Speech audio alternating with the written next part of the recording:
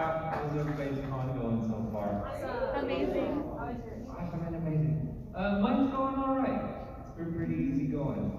They're taking it easy on me this weekend. A couple things a day, pretty spread out. I have time to eat if I want. It's crazy. It's the weirdest thing for a convention.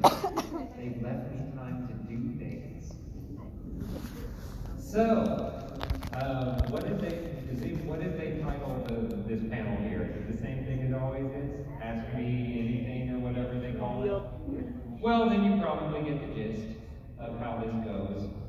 I think they had a thing in there about non-anime questions are, yeah, that was all true. It doesn't mean you can't ask anime questions. I just want to say that for the most part, any of you who have ever heard me talk about anything before have heard the answers to all of those questions many, many times over. That's other question. But I'm sure someone will ask them here anyway.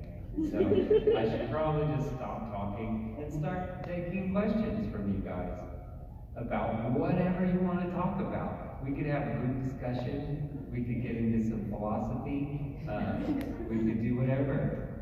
It's our room right now. Over here. If you were born deaf, what language do you think?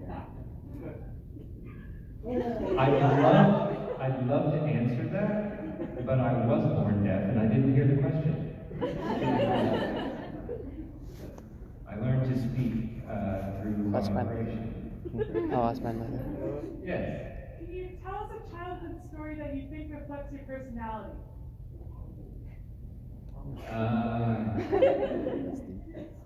I'm not sure what my personality is half the time. Most of the time in life when I actually have personality, it's because someone has written words for me to say, and I get to listen to how someone else said them, and then I try to say them the same way, but in English. It's a special talent. I don't know. I'm not. I really am not sure there's so many parts of my personality. I'm sure we're all multifaceted people. Like, we're not just one thing, right? Sometimes I'm angry, sometimes I'm sad, sometimes I'm never tall. I'm never tall, but I don't think that counts. I'm sort of medium height. I don't know. One time when I was a kid, someone probably made me angry. And I just stayed angry at them. No, I got one. Okay, that one led me somewhere. I got angry when I was a kid, and I would hide under my bed. Now the problem is, I still have this to this day, if I sit still anywhere, I don't care where it is. If I sit still for anywhere too long, I would fall asleep. So I would go hide under my bed and fall asleep, which would result in people looking for me around the neighborhood, never thinking he's under his bed. I think I only did that a few times because they were like, "You gotta quit going under your bed," because we never think to look under there. Which I think is their fault. I think that shows a lack of imagination on the part of my family. But I'll forgive them for it. So there's a story.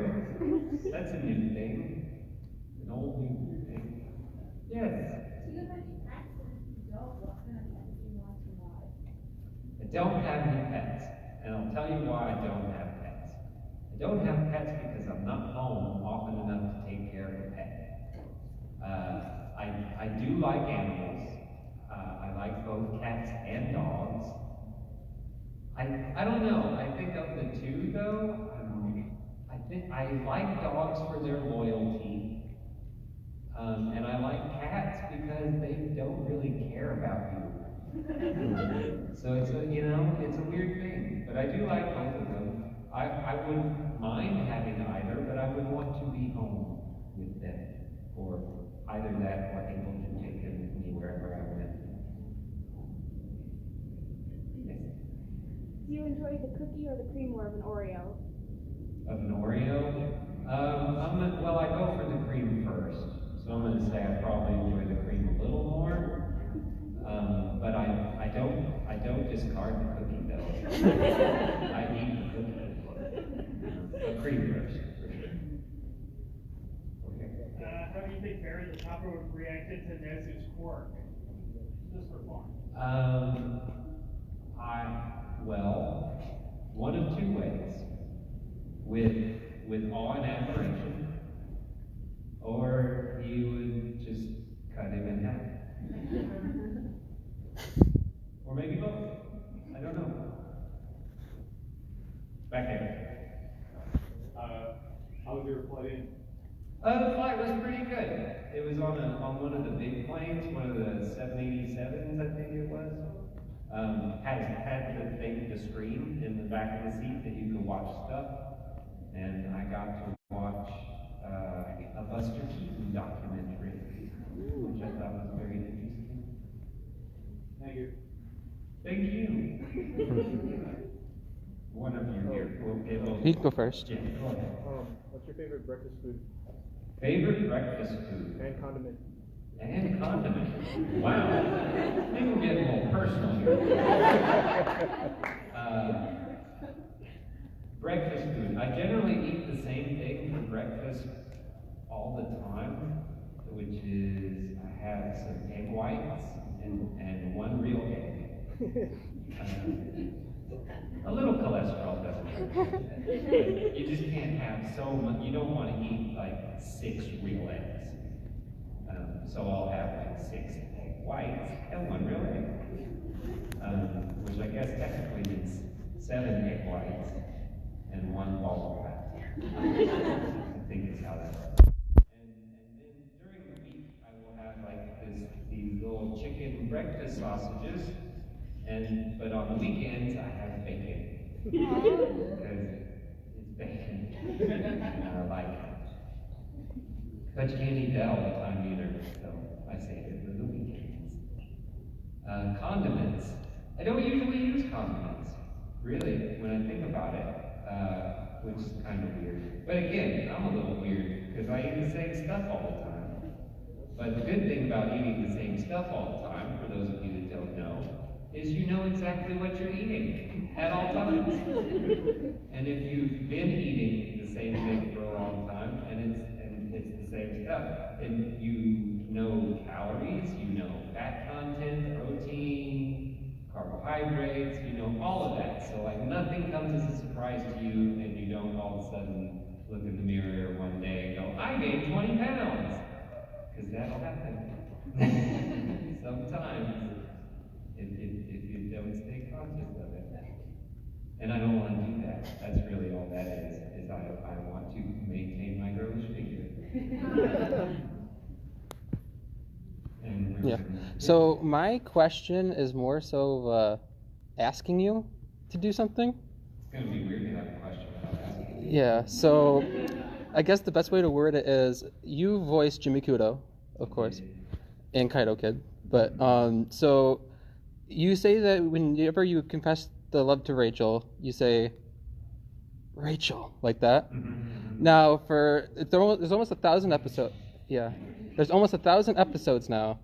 And towards about 300 to about the 700s, I actually changed to I wasn't really a fan of Rachel.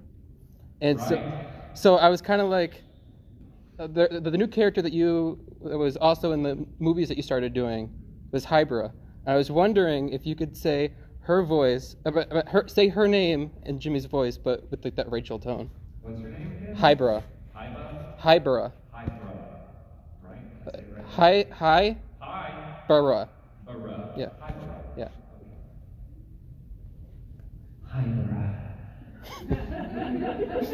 I'm glad that tickled you. Yeah, it did. It did. I mean, I'm sitting here going, I hope this does something. I mean, I'm back to Rachel though. Okay. She deserves it. I agree. Her name was never really Rachel to begin with. It was Ran. Right? I often wonder why they made that decision, but Supposedly, her name is actually translated, like exactly. Like if she were to come here, her name would be Rachel. really? Yeah. They actually proved that in one of the movies that you guys dubbed. How ingenious of them. Yeah, well, Back here. I got what I wanted. So is Jimmy Kudo the easiest character to voice? He was one of them, yeah, definitely. He was very easy to voice. And he and I share some personality traits as well, like not being surprised by things, I suppose. But yes, very easy to voice for me. Right here. Since we're going with easiest, what's one of like the toughest characters you had to play? Mostly not voice-wise, like maybe like personality-wise. For those of you who didn't hear, it was a character that was most difficult to play. That's a good question. Generally, I don't have that many problems stretching in an emotional sense. I enjoy that part of it, just kind of the, okay, how do I know how to fool these people into thinking I'm feeling this thing? Because that's the nature of performance, right? Or politics, it depends on where you're But the emotional part is never that difficult. So most of the time, if I'm having difficulty in the booth with a character, it's because of the physical things I have to do. It will be because I have to yell a lot. So Barry the Chopper is a good example of a voice where it goes, oh, that surprised me, and I hope I have to more tomorrow because I don't think I can. You know, that kind of thing. I remember I lost my voice at least once doing that part. But that can be all right too, because you can learn a little bit more about, okay, these are probably my limits with Barry the Chopper, and I should be careful not to go too far past them too often. But yeah, I would say it's always something like that, the yelling. But I'm back to doing Kyo now, and Kyo yells a lot. But the difference is, I feel like over that span of time, I've kind of learned how to yell without hurting myself as badly. Kind of started to rely a little bit more on some of the singing training that I've had, and I finally, I don't know why I didn't think of that before, but I finally put some of that into practice, and so now it doesn't hurt as badly, because I can sound like I'm yelling without necessarily tearing up my throat too badly. Over here. Who is a historical figure you admire? That's a good question. Historical figure I admire.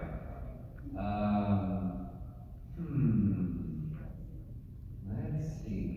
Historical figure I admire. There are so many easy ones to pick.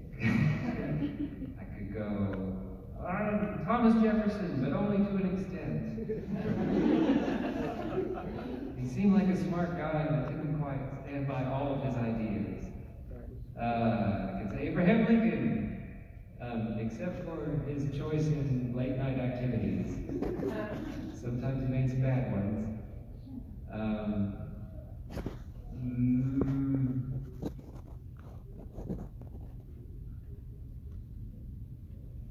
mean, you could always go Jesus. That's an easy one too.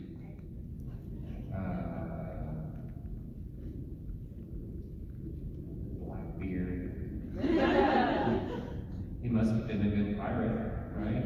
Yeah. And anybody that's that good enough to still have a name hundreds of years after you're dead for being a pirate, bound to have been pretty impressive. I don't know. I try not to. Of course, I admire people, but I try not to admire people too much, if that makes any sense. I even think it's weird, for example. I don't even want anyone in this room to think that I'm not a person just like you. You know what I mean? And so I kind of have a tendency to look at historical figures that way as well. Where I go, yeah, they did some great things. Some of them chose to do great things. Some of them were forced to do great things. Some of them stumbled into great things. Some of them probably had no idea what they were doing in its own history, we're able to look back and go, that was a great thing. I don't know. I don't admire people too much. Because they're people, just like me. And maybe one day I'll stumble into doing a great thing. Maybe. And someone will admire me for it hundreds of years from now. None of you'll be dead. All of you will be dead by then. Unless the gene therapy is not. CRISPR's already here, so what are you going to do?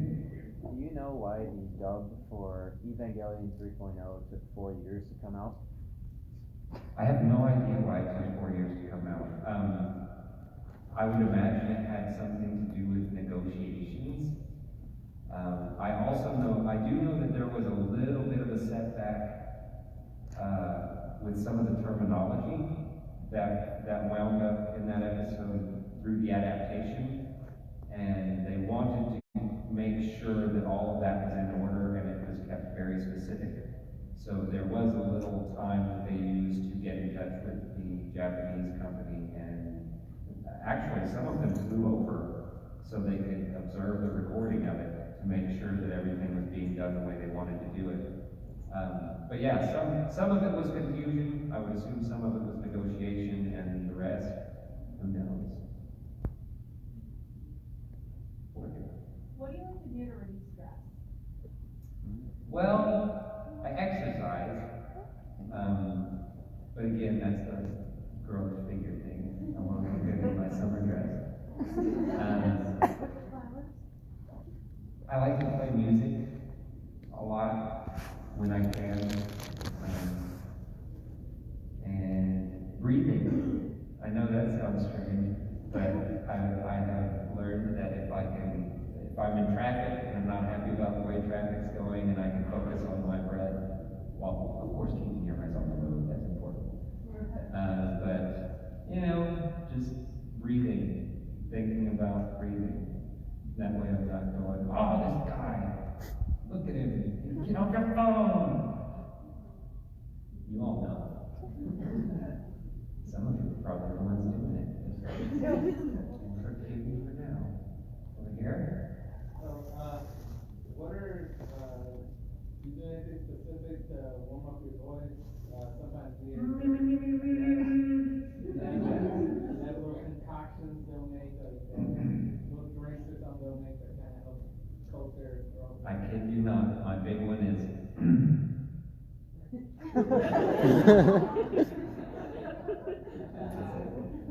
No, I don't generally try to warm up my voice for voice acting necessarily. I will warm up my voice at the beginning of the day, usually in the car, and it's vocal exercise, singing exercises really is what it always is.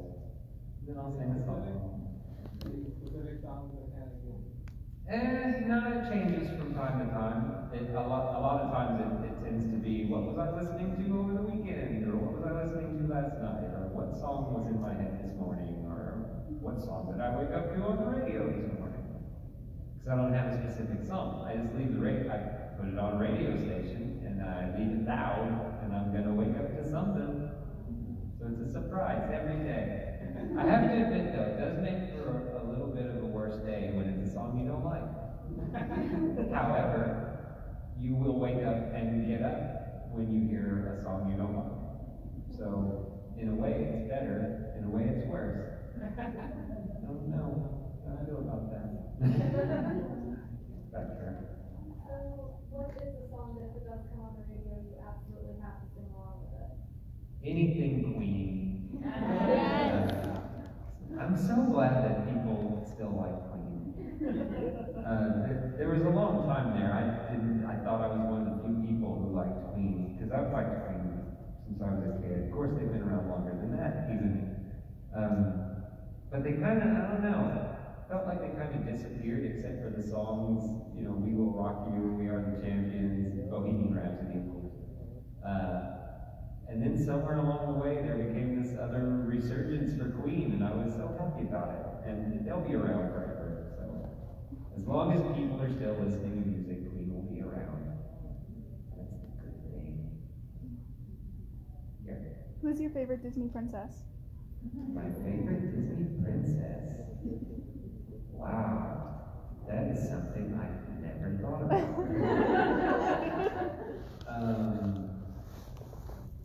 It's definitely not Snow White. I know it's not her. Throwing her shade. It's not Sleeping Beauty. Mm-hmm. It's not Cinderella. Mm-hmm. Though I like Cinderella. And she seemed like the kind of plain sort of. I don't like the fancy Cinderella. Yeah. Now that's the strange thing. Yeah. Is I don't like the fancy Cinderella. I like the Plain Jane one. Yeah. I think she has more character, I think. I think they drew Pocahontas really weird. Okay. But I like her. Mulan.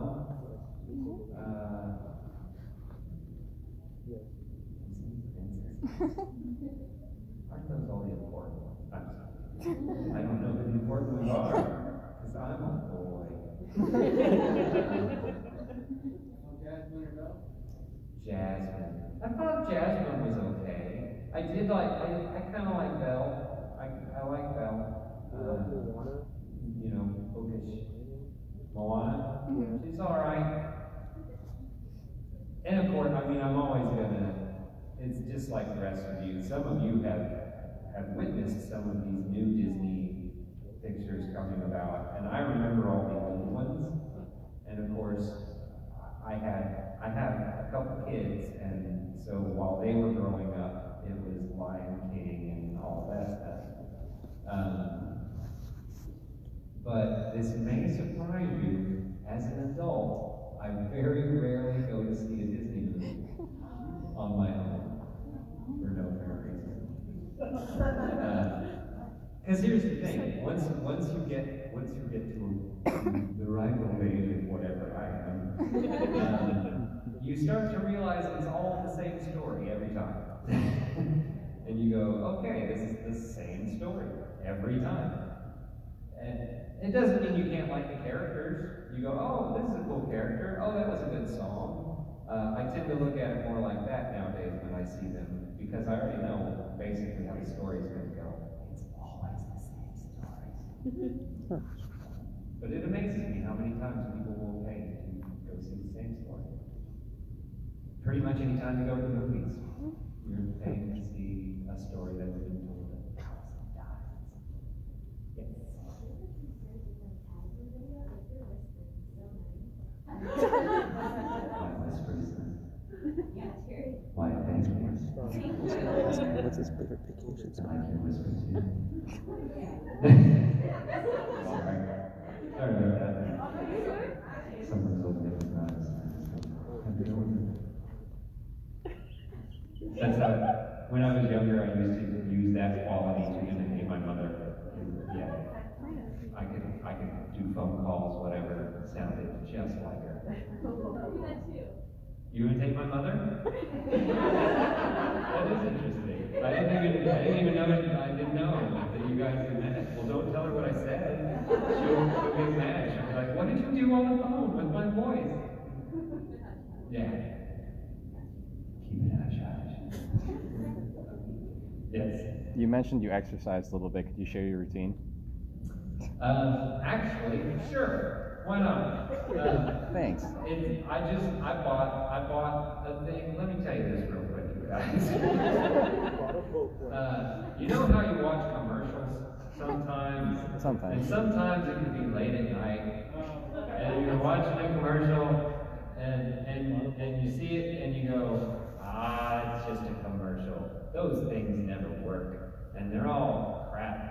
And they're all lying to you, and no one could ever get those results from that workout program. You're wrong. You're all wrong. It turns out every single one of those workout programs you see advertised, if you get it and follow the instructions, they will work 100% of the time. And I find it's usually people, they get those things and then they don't do the things. They don't do all the things. They don't stick with it. They don't follow the program. And then here's the greatest part about human beings. They go to other human beings that they want to trust them. and liked it. And they go, doesn't work. Doesn't work, it just doesn't work. I tried it, it didn't work. And it's like, you're lying. You didn't try it, because they all work. They all, I guarantee, all of them will work. Anyway, so I bought one of those, is what I did. I saw the I don't even remember what it's called. I know it has Sagi Kalev, so it's like, and he calls himself the Beast. I will never call myself the Beast. I don't think I'm a beast. Even in the video when he says, I'm a winner, I don't say it. Because I know he can't hear me, you see. And he's not going to get mad at me for not saying it. And when he says, now say I'm a beast, and I don't say that either. Because I'm not a beast. But anyway, I bought whatever that thing is, and I do that thing. Every day. Well, 6 days a week, not every day. And it's great. It's awesome. I'm just a small person. I can't help that. That's not my fault. But I'm a small person in decent shape, and that's what counts. Oh, wow, that got more hands than you do. Okay. How small are you? Over here. Where it's favorite Disney princesses, who are your favorite Disney villains? Oh, okay. That's a good question, too. Scar. I really liked Scar as a villain. I sort of liked Jafar, but not as much as I like Scar. I thought Gaston was a weak villain. Everybody, I mean, I know he was like, not physically, obviously he was strong, but I thought as a villain he was terrible. Yeah. Maleficent. She's a good villain. I liked Ursula, but in a comic way. Like, I didn't think she was that scary as a villain, even when she got huge. But I liked her, kind of.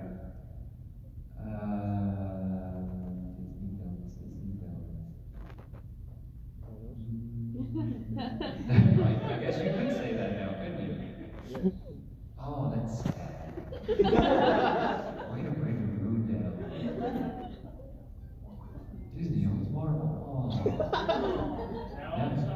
Now all of those are going to be the same story over and over again. Oh yeah, Disney owns Hulu. I'm pretty sure Disney owns everybody in this room at some point. They own me. They own you. Disney owns her. Buying everything up. Well, and that's really the secret, isn't it? Everyone's like, Disney owns everything. It's like, quit buying it. Stop it. You'll see their interest in owning everything plummet. I guarantee it. Of course, nobody's going to do that. People are going to keep buying Disney stuff and going to see Disney movies. Because let's be honest, they know what they're doing. That's. You want to know how they get you to go back and see the same story over and over again? Because they know what they're doing. They're really good at telling that story. Turns out. Maybe somebody needs to release like the actual versions of those stories that they tell, because the actual versions. Oh, the Grimm fairy tales one. Yeah. Those versions are. They get pretty not nasty. Disney. Agreed. Yes. What's your best bad joke? I don't think I can.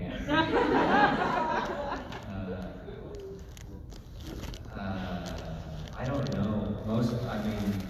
I generally, anything humorous that comes to me usually just kind of in the moment at the time. I don't really memorize a lot of jokes. That is not to say that I don't have some bad jokes that are other people's that I've heard. But most of them are either really dark or really disgusting, or some combination of the two. And that wouldn't be right. It just wouldn't be right. Over here. Would Lightning McQueen buy life insurance insurance or car insurance? Damn.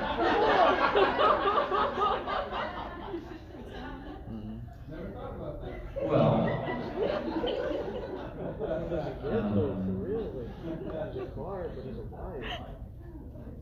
I think you have to be a person to buy insurance. So he wouldn't buy either one. It's a trick. He's trying to get me to tell you that a car can buy things. It can't. Don't listen to it. Back there. Do you wear socks and sandals? I don't even wear sandals. So no. I do wear socks, but not with sandals. I don't wear sandals. Why would I wear sandals? I'm not wearing sandals. Anybody wearing sandals? You're wearing sandals? Are they comfortable? That's probably why you're wearing sandals. I'm wearing sandals. Yes. What's your favorite vacation spot and why? I don't really vacation. Okay, well then, what's your favorite topping on a pizza? I don't really eat pizza. No? Are you serious? Well, when I do. But when I do. When I do eat pizza, I'm generally a pepperoni guy. Yeah, pepperoni. Yeah, Italian meats. How do you... Who's in the pastrami? What apocalyptic scenario scares you the most? The one where they alter our genetics and make us live way too long and continue working. Right. For them, whoever them are.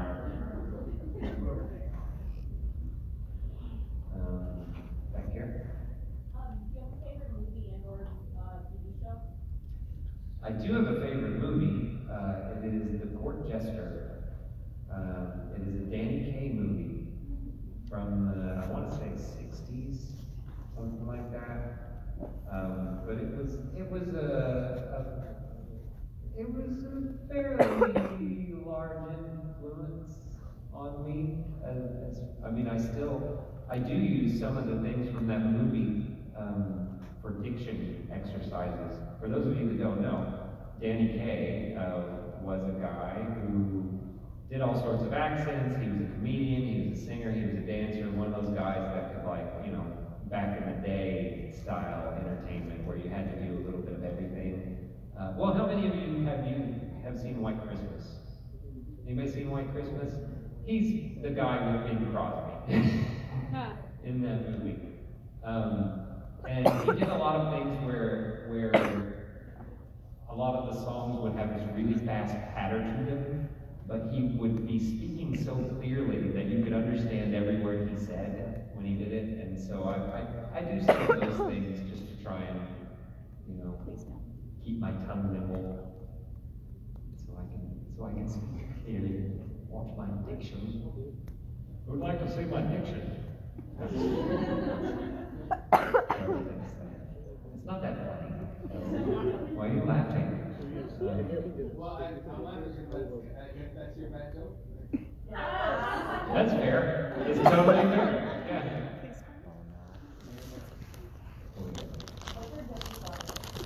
I never feel guilty about pleasure. Never. Don't feel guilty about feeling good. Just don't do it. That's a trick. It's a trick. They want you to feel bad about feeling good. Then they're like, that person won't be feeling good anymore. We've done our job.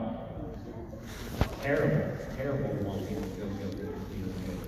Yes? Who's they that you keep speaking of? Oh, you know. I think you know. I think you know better than anyone. Clearly, you're a spy. You guys are being monitored. One of them is here. Careful what you say. They are always around. They are. She's right there. I can see her. I've got my eye on you. Back there. I'm a human person, strangely enough. If I could either lick myself or knock people's stuff off of tables and get away with it, I would happily be a dog or a cat person. Yes. So, this is another Evangelion question. It was announced that Netflix is redubbing the English dub of Evangelion for their Netflix release. Do you have any insight into who will be doing the roles? I have no idea. I feel fairly confident that it won't be me. Because no one has said anything. So, but I mean, let's be honest about it though, with the Evangelion franchise, at this point, doesn't it seem pretty natural that they would just dub it again with whoever? And maybe in a couple more years, they'll do another dub with another different group of people, because that seems to be how it goes. But I would happily do it if they wanted me to, totally. I'd love to, it'd be great. So when it comes to things to from sub to dub animations like School Days, or not School Days, what is it? Ghost Stories, where it's a lot of animating. How do you feel about that as a medium for, let's say, not well known or what Americans would consider a subpar anime? I think it's great, personally, and I would love to be a part of something like that. I mean, it's not that odd for us to be in the booth recording and come up with silly things for them to say anyway. And we don't spend a lot of time on it because we have to get a job done. But it would be so, if you were to do that, if you were to give some of the people at Funimation free reign to do that, it would be second nature for us. It would be so simple and easy to do and fun. We would have a lot of fun doing it. But I don't think that was a very unique situation. That kind of situation does not come around all the time, and it may be the only time it comes around, who knows? Unless more companies were like, hey look, you can do whatever you want with it. But I think a lot of the Japanese companies take it very seriously, these things that they're working on, so I think it's unlikely that we're going to see anything like that anytime soon. But man, it would be fun. I would love to be a part of that. Yes? Yes. Sorry. What's production you've enjoyed working on this year so far? Well, we this last season finished up with Star Blazers, the second season, or Space Battleship Yamato, you might know by that name. We finished up with the second season of that. That was a long road getting through that show, but I'm glad it's over. But it was the whole thing was fun. You get so used to working with certain people on a show that big, and so in a way you're glad when it's done because it was a lot. And you're sad when it's done because you're like, oh, we worked together for a couple of years on those, on that show, and now it's over. So then I just try to find parts for some of those actors in the next show I'm working on. Right now I'm working on Million Arthur. I know most of you are going, we have no idea what that is. We're doing the first season and the second season at the same time. Yeah, it's a little confusing sometimes. But the second season is coming out now. So we're keeping up with it on the broadcast dub schedule. I think we're through maybe the 4th episode in the second season. And then the first season, I think we are through the 2nd or 3rd episode. So you can't even watch all of the first season yet. Matter of fact, there's more of the second season than there is the first season right now. But when they're done, when the show's finished, you will be able to watch the first season and the second season. Could you give a synopsis of what premise of the show? Sure, it's weird. There are people called Arthurs. I know. What are the chances? And they have Excaliburs, so now you see where the Arthur comes from. Arthur and Excalibur. And these Excaliburs are different weapons. All right, one might have a sword, one has like a hammer, one has guns. Anyway, whatever their power is their Excalibur. And 6 of them, I think it's 6, have been sent back in time along with their support fairies. Just in case you were thinking, this doesn't sound like anime. They have support fairies. And they're sent back in time to destroy Arthurs in the past and their Excaliburs because it's causing a distortion in time in present day. So they have to go back in time and eliminate all of these other Arthurs. 1 million of them. That's why it's called A Million Arthur. And it's episodic, I would say. So you've always got some version of the main 6 and their fairies. But there's a different main villain each time. So it's that kind of show. It's weird, but it's fun. It's a lot of fun. Alexis Tipton is in it.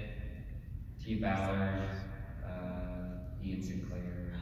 You know, probably the people you expect to be in it. They're in it. You're welcome. Over here. You're from the South originally, is that right? I am. I was born in Oklahoma. Have you ever had to use the accent in an anime? I have not. I've never used that accent in an anime. Usually it doesn't come out that often. I'm fairly conscious to speak like this most of the time. When it does, if I am slightly inebriated or around my family members for long enough, it will come back. But that's about it. Yeah, I don't understand. Why is Funimation, of all the places anime would be, Texas is like the I know. Literally the last state I moved in. Yeah, I couldn't agree more. And Sentai's down there as well. Sentai's in Houston down there. So you got 2 anime studios in Texas. It is. I'm glad it happened though. I'm very glad it's there. Oh yeah. What's your favorite drink of choice? Alcoholic or otherwise? Oh. Okay. I like water. Water's good. Let's hear it for water. H2O. Give it an H2O. There's my second bet. And I really do like water. But I like tea as well, especially green tea. Green tea's good. I don't drink soda, so no sodas. And, no soda, what's that? Alcoholic drinks, I haven't been drinking as much as I used to drink. Also part of the girlish figure thing. And because I get really stupid when I drink and I do dumb things, and then I don't remember them. And then I wake up and I have scars, and I go, how did this happen? And then someone goes, you're being you again. And I go, oh, I really need to stop. So because of that, I don't drink too much anymore. But when I do, or when I did, it is generally either scotch or whiskey. Most people would have told you Jameson, because that was my go-to. Jameson Irish. So good, so memory erasing. If you drink a bottle of it. Huh? You shouldn't mix alcohol and soda. You can in the beginning.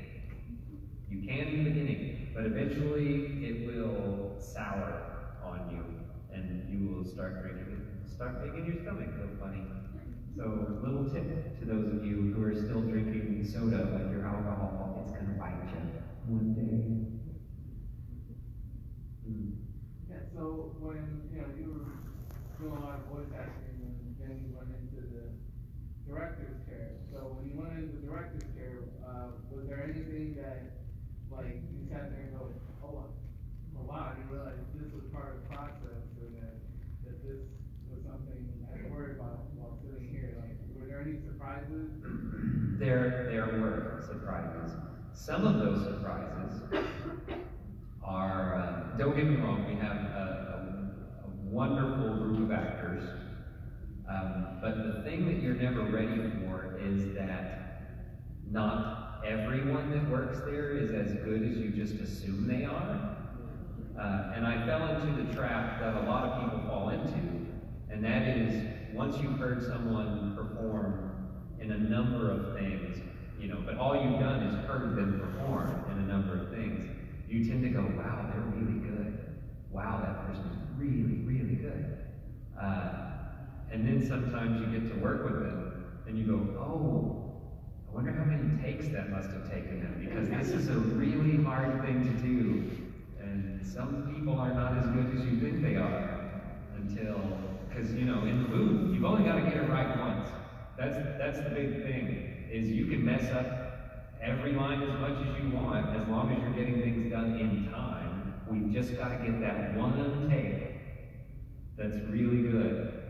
So that's mostly what I'm doing there, is to go, that was a good take. Or to go, that was a good take, but I want to try something else. Or, hey, everything's good about that, just do it slower, do it faster, those things. I have found that whenever I trust the actor, whenever I just go, look, I hired you because I thought you would do good in this role, and I want to hear how you interpret this, and I just let them do what they do, that's usually how I get best results. I don't try to go, do it this way, read it like I read it. Because every time I've done that, if I do it in close proximity to each other, anytime I've ever done that, I go, wow, it all sounds like me reading a script. And that is not what you want when you're watching a show. You don't want all the reads to sound the same. So, if I trust the actors to do what they do, and I know most of them are going to do it well, because I cast them in whatever that role was, it works out, Yes. Is this an Evangelion question? That's fine if it is. What is the worst anime dub that you have heard? I don't know. The worst one. I'll tell you that it's usually the little things that bother me about dubs. For me, it will be something of, oh, that was a messy take. They should have cleaned that up. It'll be something like that. Either that, or I'll be watching it and I'll go, that didn't fit the plats at all. They should have done that slower and then shifted it to the right. And that's the real problem with becoming a director, is it is almost impossible to stop watching for those things. When you're doing it day in, day out, all day, when you see a mistake, even if it's the tiniest little thing somewhere else, you go, mistake, there's a mistake. Oh, geez, now it's ruined. Everything's ruined. Look at that mistake. I never would have made that mistake. Which, of course, half the time is completely untrue. You don't really know what you would have missed or what you would have missed. But, I can't watch an anime, at least, without analyzing everything about it. They went out of voice right there on that one word, and those things will bother me. And it's ridiculous, because that shouldn't bother anybody. You've seen some of the sub-versions, right? You can watch shows in the Japanese, they don't care about matching flaps at all. And to be honest, most of the audience, they don't care either. They really don't. It's like you see the animation, you hear the voice, okay, we're good. That's all we need. Of course, working at Funimation, it drives you nuts. It drives you nuts because it's like, no, we're supposed to put it where the mouth when they're talking so it looks like the cartoon is speaking. Right? And other people go, it's a cartoon, man. Like, yes, but it needs to look real. It's never going to look real. It's animated. You know that, right? And then I understand some of the fans better. You know, I don't think so harshly upon those fans over all the years that they're like, I'm so in love with this character, and that character's my husband, and I'd be like, you know that character's not real, right? That character's made up. It's fiction. It's a drawing. Down, son. It's just a drawing. But I've learned to forgive them for that. Now I'm watching to make sure that the words fit in the mouth. Yes. What's your favorite barnyard animal? To eat? Or just in general? This is non-edible. Which one's the barnyard cutest? Cute barnyard animals. Well, maybe guinea pigs are pretty cute. Yeah. It really does. I mean, I think that's why they're cute, so their parents don't immediately kill them. Probably. Except for maybe Komodo dragons. I think they eat their babies. They catch them. Do you know if that's right? You know about Komodo dragons? He doesn't know about Komodo dragons. Yeah. If you had one day to live, what would you do? Live? Yeah. Well, I mean, like, what's one activity? I don't know. I mean, so you're assuming that I would know that I Yeah, you were told. Because I might only have one day to live, and I'm just not aware of it. Then what? Next thing you know, you're at the B&B all day, and you're like, oh, this isn't how I wanted it to go. I don't know. Like, even if it was something that you were, like, afraid to do because you thought you might die doing it. You know, like skydiving or something. Like, you're gonna die anyway, so.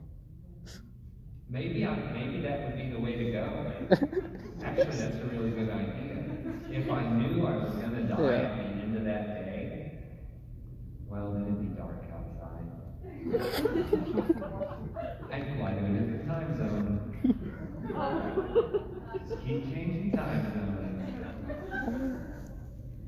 So I couldn't die at the end of that day. No, I'm just kidding.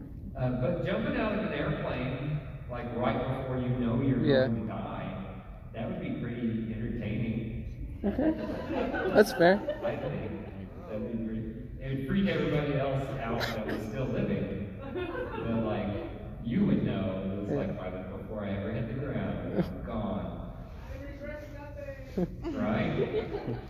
So that'd be a good way to do it, I think. Skydiving right before you die.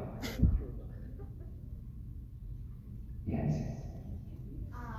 So earlier, you brought up a really good thing in the panel and said was that is when you preview a sub and you hear the type of voice that the character has, when you dub it over, do you kind of try to match that like voice type, or do you have to like bring it into like an English like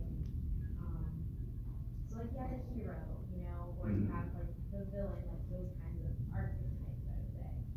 Do you try to keep it in the same vein as the sub, or do you try to make it your own in like a more English specific way?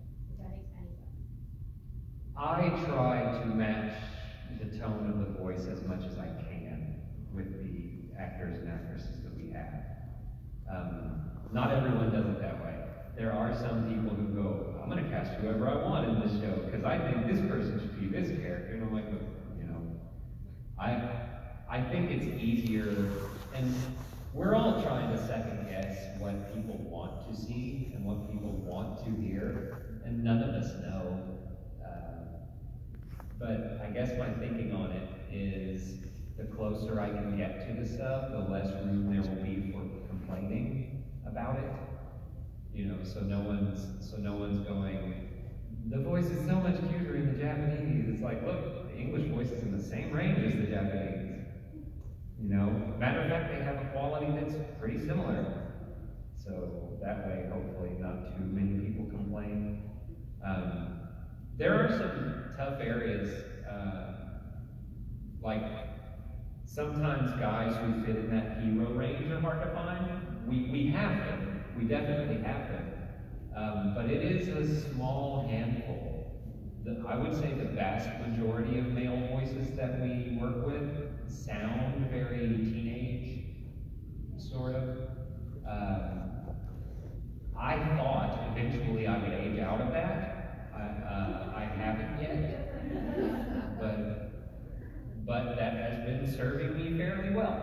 So, I mean, I still get to play Kyo after like 18 years or whatever, someone's lifetime, right? That's literally like my lifetime. Well, add 2 years. Right?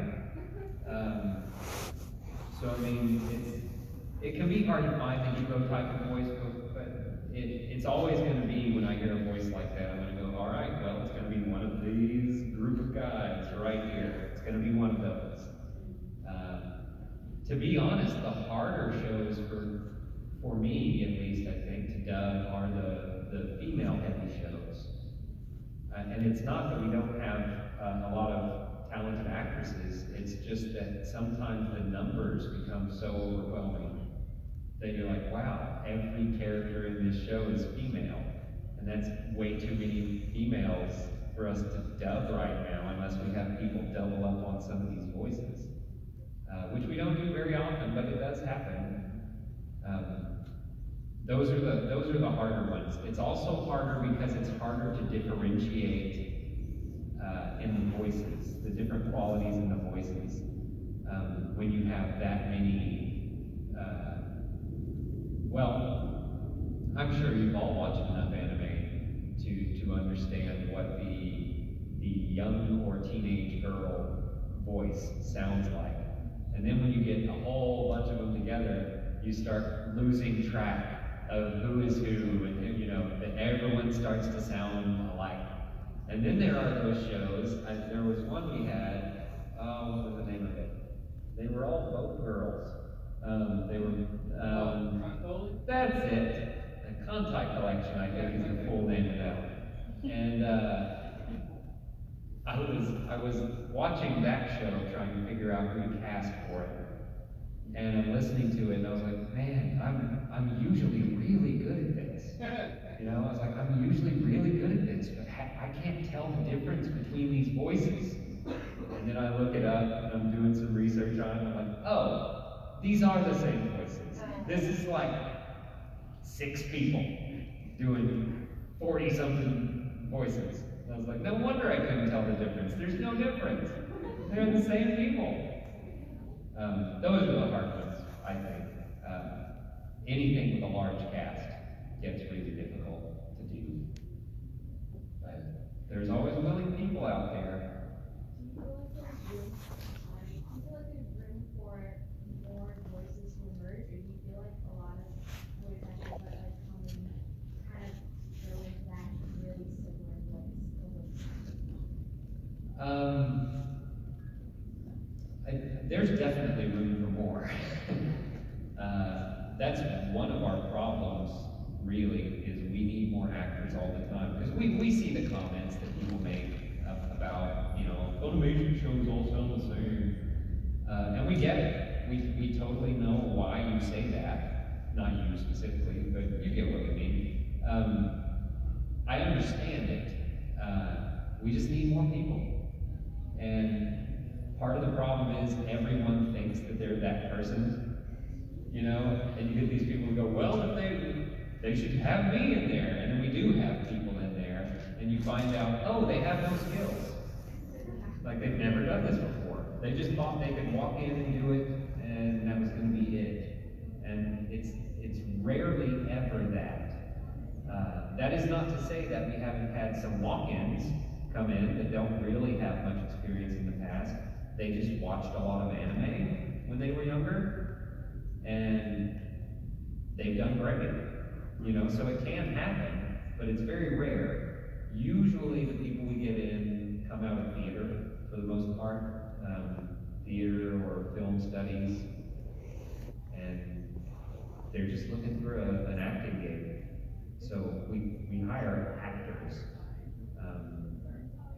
And it's a little strange to us anyway when we hear so many people talk about, I want to be a voice actor. We're like, that's pretty specific. You know, there are a lot of other things to do in the category of acting that aren't this. And they're all just as rewarding, just as fun, just as enjoyable. So I'm not sure what makes people think that they want to be voice actors.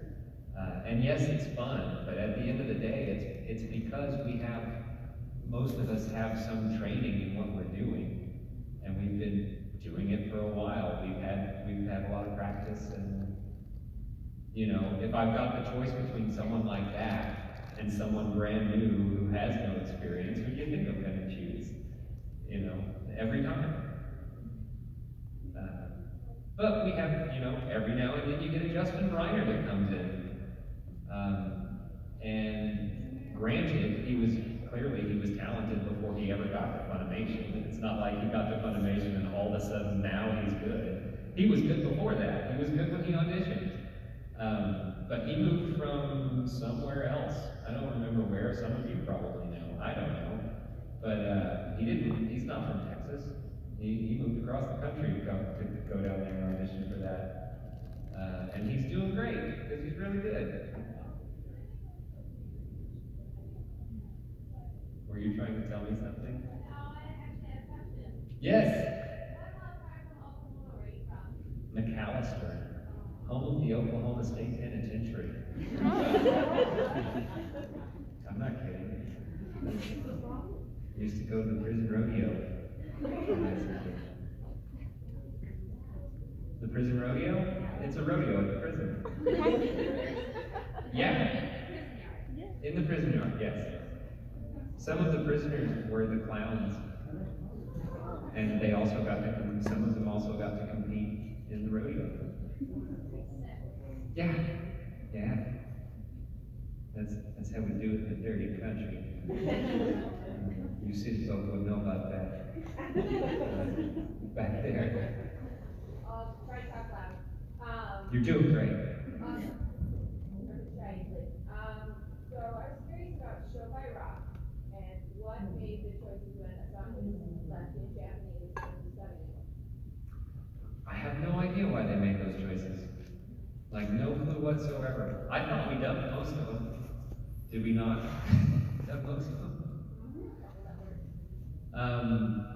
I don't imagine like any of the theme songs or ending songs were dubbed, were they? Yeah. I have no idea why they would do that. Now, was that just for broadcast, or is that on DVDs as well?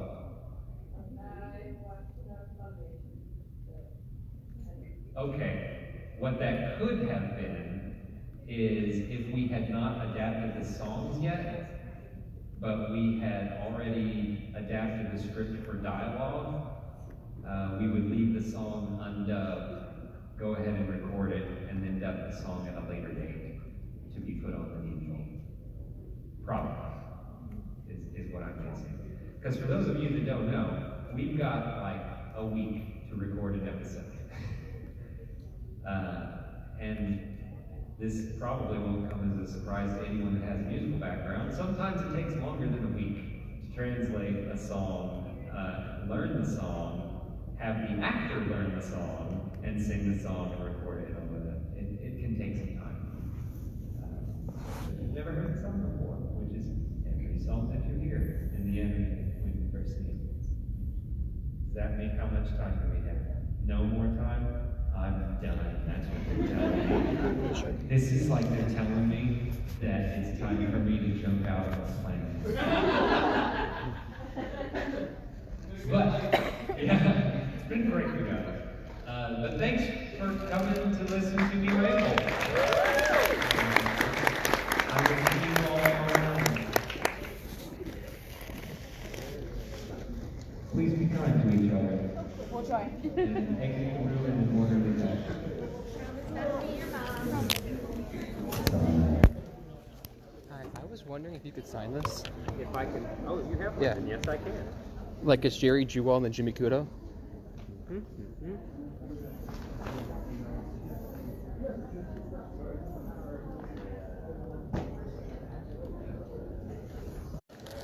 Jeremy, I'm gonna hold it while it dries. Oh, yeah. Thanks. Pretty much have a background in film studies, but keep up the great work. Thank you. Damn, nice.